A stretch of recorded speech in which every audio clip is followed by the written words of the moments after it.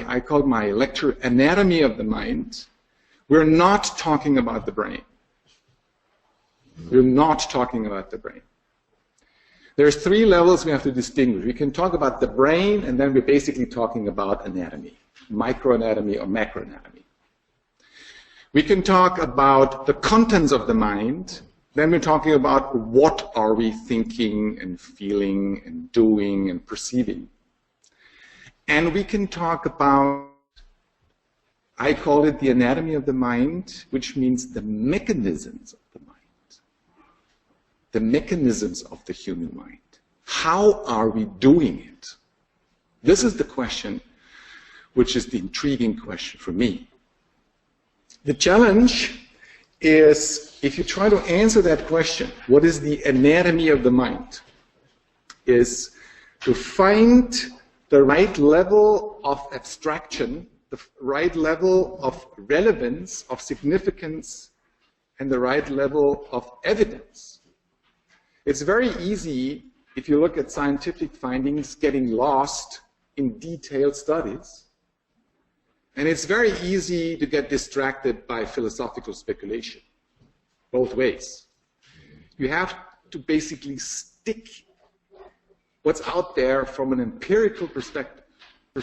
We're not talking about the brain here, because the brain stayed the same, at least the last 30,000 years, more or less, despite the variety of phenotypes.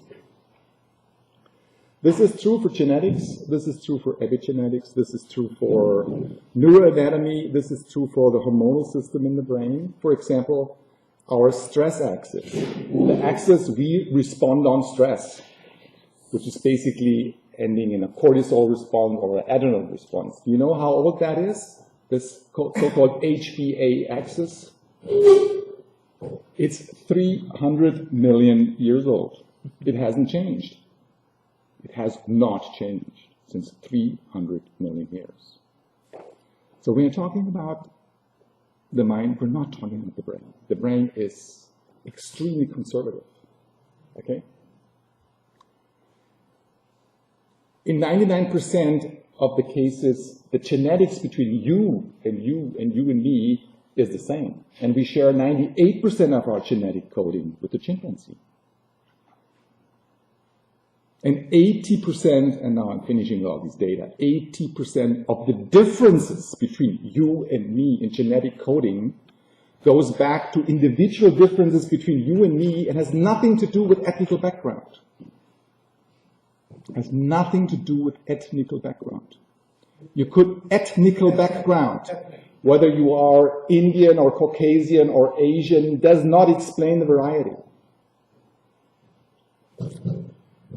And talking about the mind means also, from a psychiatric perspective, that we're not talking about the mind-body, the mind-brain debate. This is a debate which is, from a psychiatric perspective, sooner or later, helpless. Doesn't fit here. I'm only talking about the mind and its mechanisms. This is actually work in progress. Because my personal interest of knowledge is to better gather the information we have about the mind in order to better understand and operate within the Anthropocene. So talking about the mind means we're not talking about genetic codings, and we are also not talking about the psychosocial construction of the mind, because this is what Alberto was talking 2 days ago. I'm not referring to that, and I have very good reasons not to talk about it. And I'm going to challenge Alberto later on in the discussion.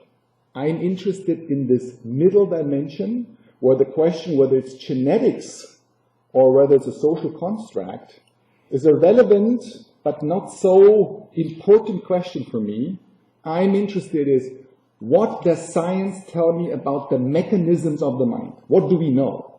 And this question is even more challenged since 2 years in life science, in empirical life science, because there's something out there you can Google, called the so-called reproducibility project. And the challenge is 50 to 80% of publications out there produced the last 30, 40 years are not reproducible. Okay?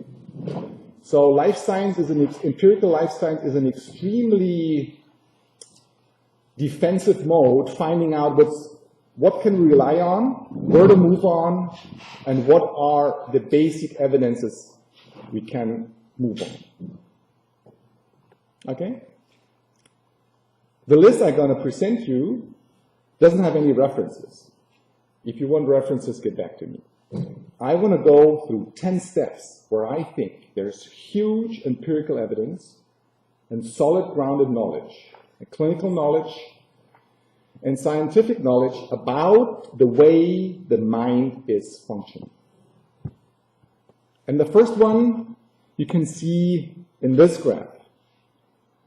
Number one is, when we're talking about the mind, we're talking about an inner and an outer aspect. We're talking forms of res cogitans, or forms of introspection, and forms of res extensa, of external aspects. The external aspects basically refer to what we call behavior, some sorts of behavior or response, and the introspective aspect refers to some forms of affection. And the interesting part is, if you look at the inner part and the outer part, and the way the mind is operating, you find a developmental rule along which the earlier step is integrated by the later. So from an inner perspective, it comes from irritability to perception to identification to affection to emotion to symbols to expectations, the following rules to form of thinking and envisioning. It's all happening within. And this corresponds to forms of behaviors, of responses, from impulse to classical to operant to parental mimicking to playing to learning, blah, blah, blah, blah, blah, all the way up. For each of these steps, we have good empirical data. The inner correspond with the outer.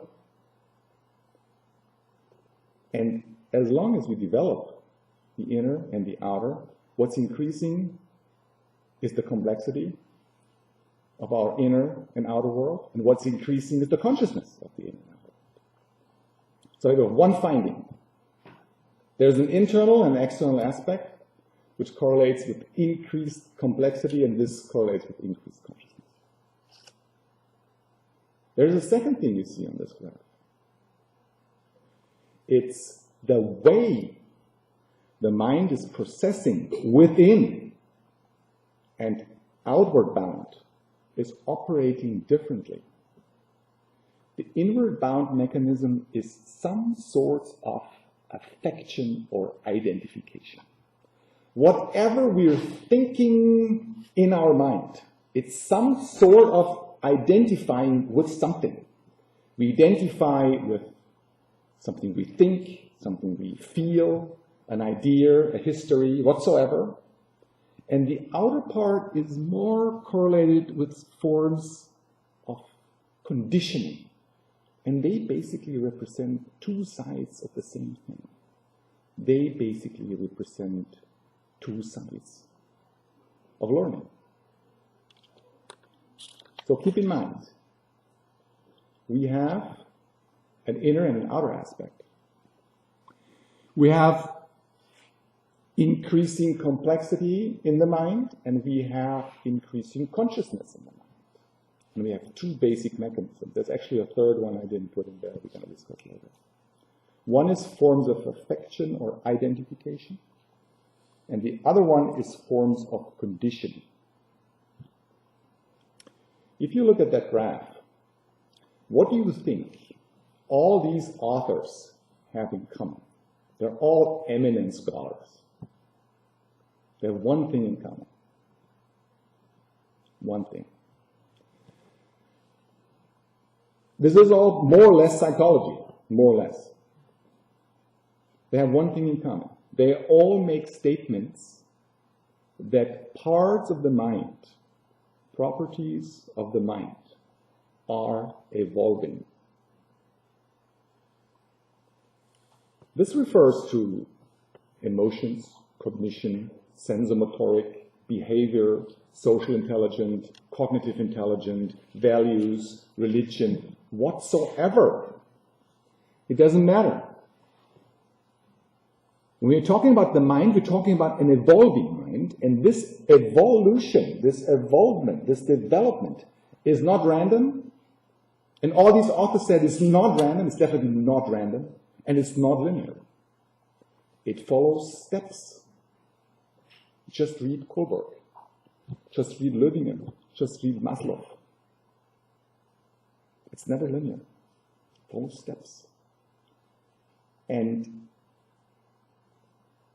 depending on the level you are in, depending on the level of consciousness, of gravity of consciousness you have, depends the way you perceive your inner and your outer world.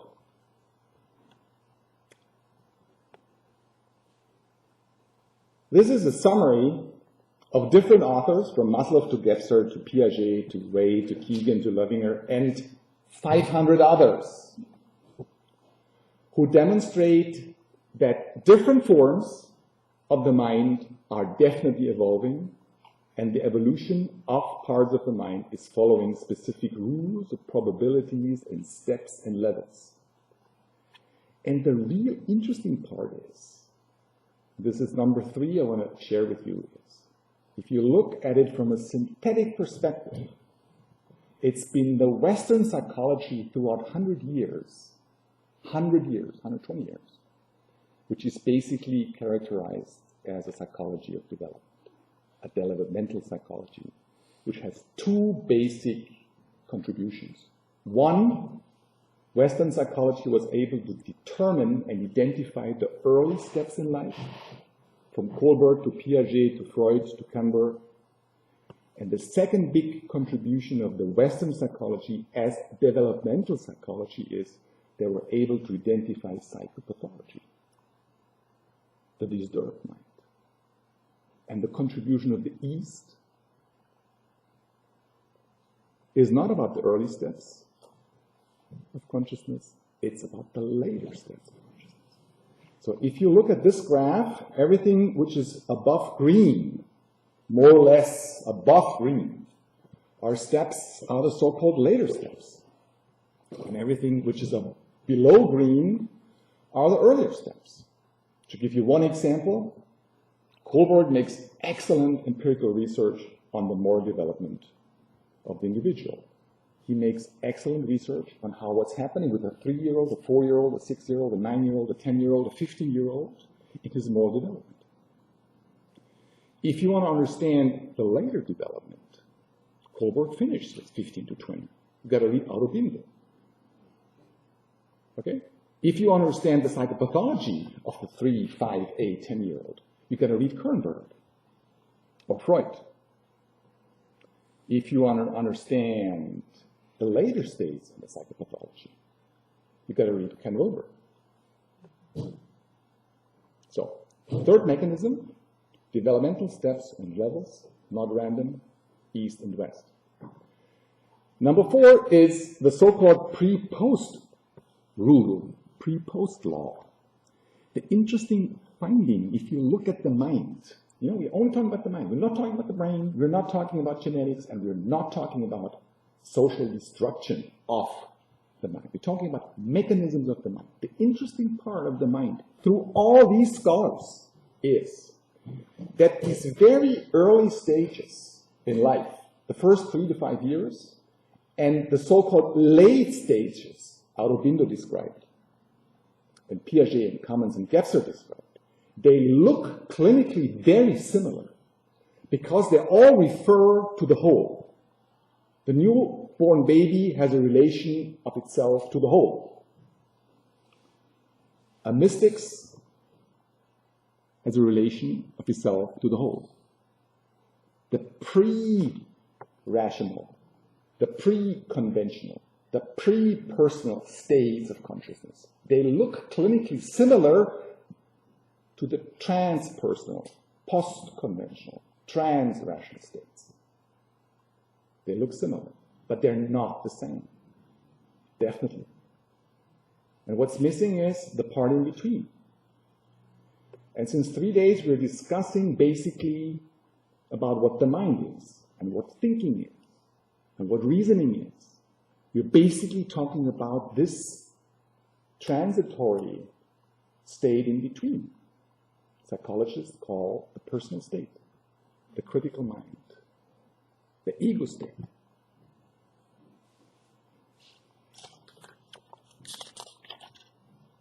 If you look at this from a psychological perspective, each of us here in the room and all the people in the webinar, when we're talking about thinking, we're talking about reasoning, we're talking about something which is rational, which is analytical, which is inductive or deductive. The mind starts separating, comparing, contrasting, distinguishing, specializing, has a semantic structure, context specific. The mind is perspective by its best, but it's always bound back to the ego. It always has the property, it's me who is speaking, or it's you having a question. There is a lot of empirical evidence, especially coming from the East, that the ego state is not the last state in development of the human being. The ego state, here characterized with orange and green, is just halfway through. Halfway through. Okay, we are halfway through. We're not right up there. We're halfway through. What's possible? The ego state is an extremely valid state. We're all using this with our ego functions, clinicians say. Thinking, reasoning, decision-making, blah, blah, blah. It's very important, but it's extremely fragile. We get extremely quickly depreciated, for example, because everything is associated to the ego. And the ego is very fragile. It's very unstable. It's very transitory. This is one of the reasons why we permanently produce stories. We produce narratives about the future, about the past. They have an extremely powerful stabilizing function for the ego. Take stories away and the ego collapses. The point is there are states, mental consciousness states beyond the ego. Mystics describe that. If we had more time, we can go in that. Natural mystics, God mystics, non-dual mystics, formless mystics. They are different forms of gravity of consciousness through which the human being can evolve all the way through, which goes beyond the ego. I find that fascinating, I must say.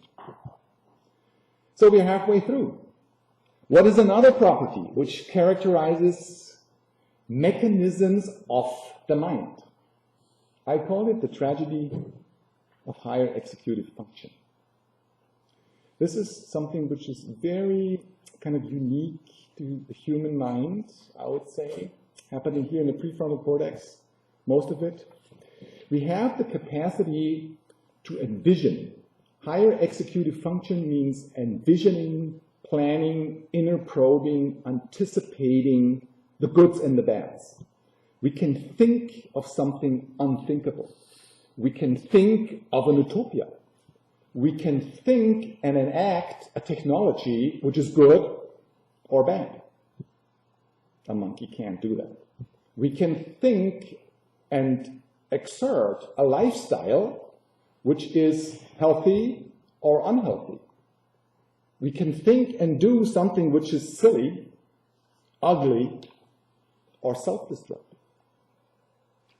This is the tragedy of higher executive function. We can destroy ourselves, and we also can be extremely creative with ourselves. We can produce stories in our mind which produce a lot of illusions of grandiosity and control and security which doesn't exist out there.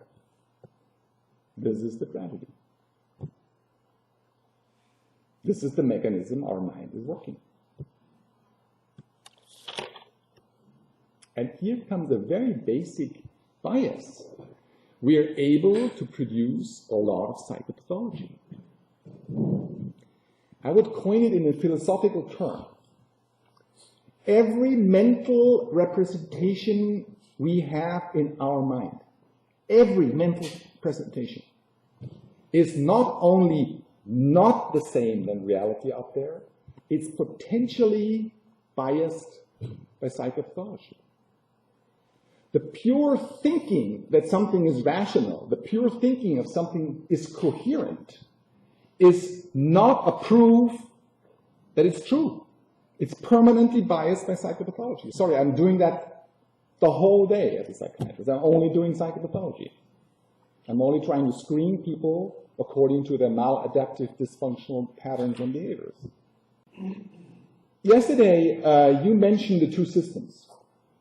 I had the feeling that just discussing with the others, this wasn't clear, and the two systems is one of the fundamental findings in cognitive science since the last 20 years. And whenever we start speaking about the mind and do not refer to this dual processing issue, we basically missed 25 years of cognitive science, I'm sorry. Okay, it's not about philosophical speculation, it's really rocket science. Kahneman I contacted a couple of days ago again for that graph, and who got the Nobel Prize, apart from that. The human mind is operating through two systems. There's a system one, which is unconscious reasoning, which is implicit, automatic, long effort, large capacity, rapid, blah, blah, blah, blah, blah, blah, blah. And there's another system, which is more conscious reasoning, explicit, controlling, higher effort, small capacity, slow, blah, blah, blah, blah, blah. The first one is parallel processing, and the second one is serial, sequential processing. The first one is more right hemispheric, the second one is more left hemispheric, more or less. That's a mechanism of the mind, whether you like it or not.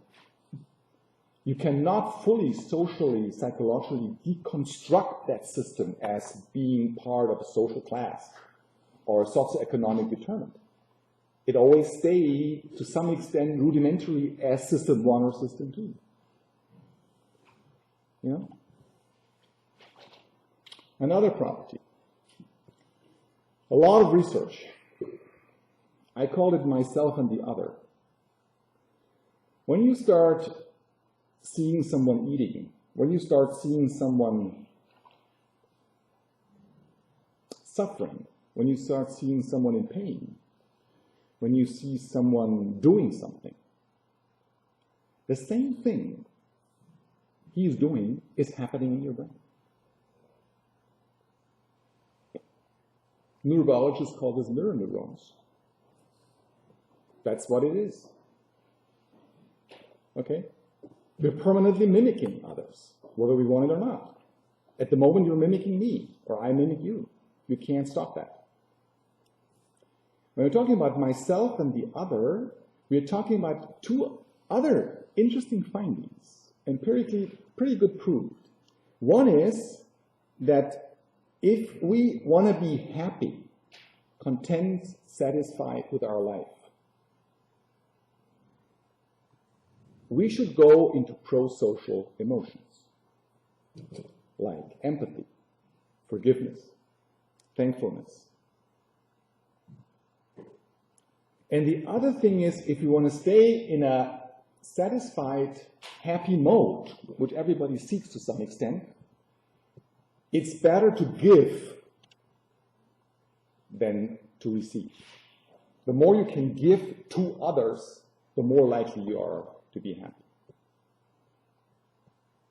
And the final finding, which I found interesting here, is if you want to max out your happiness and you do it through tangible assets, like a car or money or a house or whatever, something tangible, there is a ceiling to it. In monetary terms, about $25,000 US PPP, okay, or 30,000, depends on where you're living. Okay. That's how the mind is working. So if you're seeking for 100,000, 200,000, 300,000, you can seek for that, and the brain is able to do that.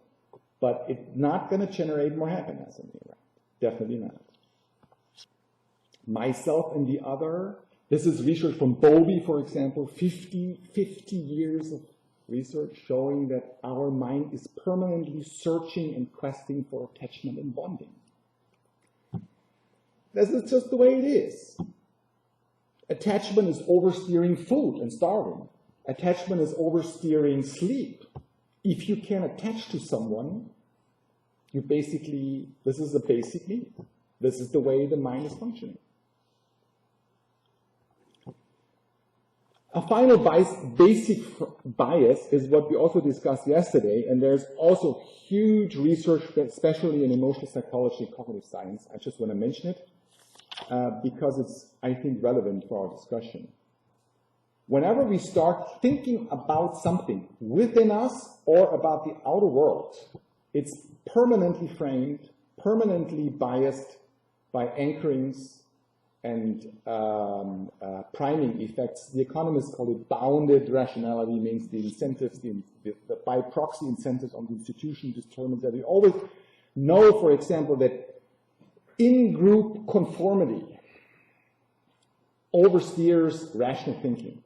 Belonging to a group is a strong incentive to shut up your brain, for example. We know from prospect theory, also another work from Kahneman and others, that the human mind is permanently risk-averse by a factor 2 to novelty seeking. So, if I can summarize, when we're talking about the mind and the mechanisms of the mind, I'm not talking about genetics, I'm not talking about social deconstruction, because genetics and social deconstructions is far too unspecific. I need much more specific empirical properties to better understand the mind. And these are just a list of 9 of them. There's probably more. And why this is so much in need, this approach, this middle approach, is that living in the Anthropocene means living in an age where the Homo sapiens is the protagonist, the agent in charge of whether it's going to go or whether it's not going to go, what's going to work or not going to work, require knowledge about the human mind. And we do have that out there. Thank you very much.